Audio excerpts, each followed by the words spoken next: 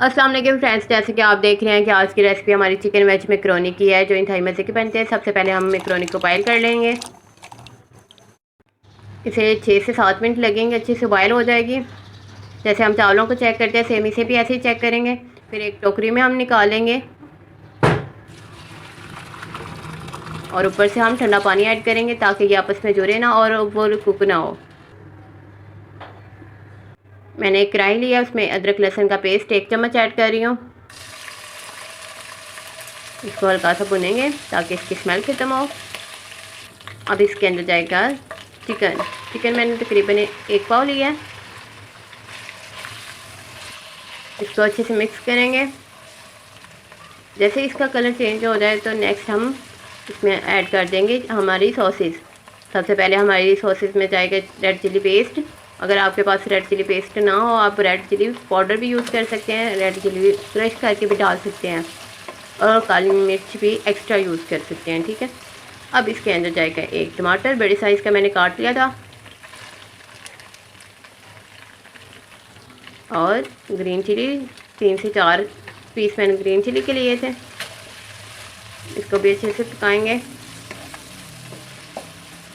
इसके अंदर जाएगा नमक, 1 टेबल स्पून मैंने नमक का इस्तेमाल किया है।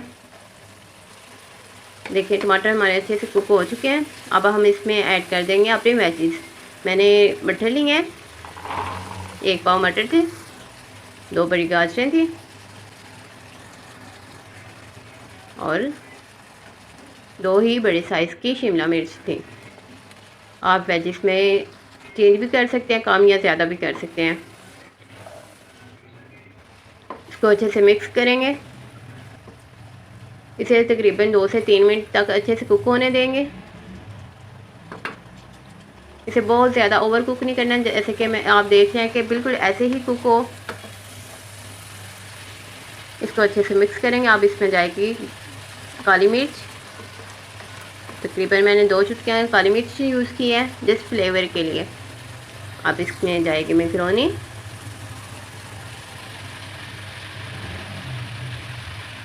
इसको अच्छे से मिक्स करेंगे।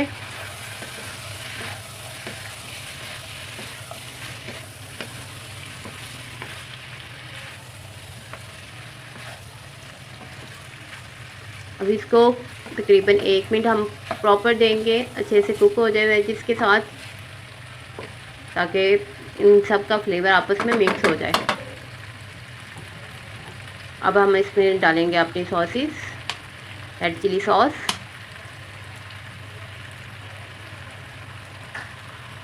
और केचप मैंने 2 चम्मच लिए हैं।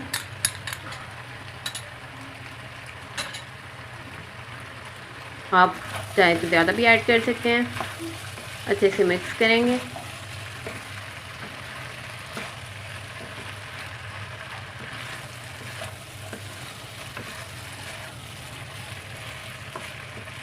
चलें जी, मैकरोनी हमारी तैयार हो चुकी है। नाउ इसे अब डिश आउट करते हैं।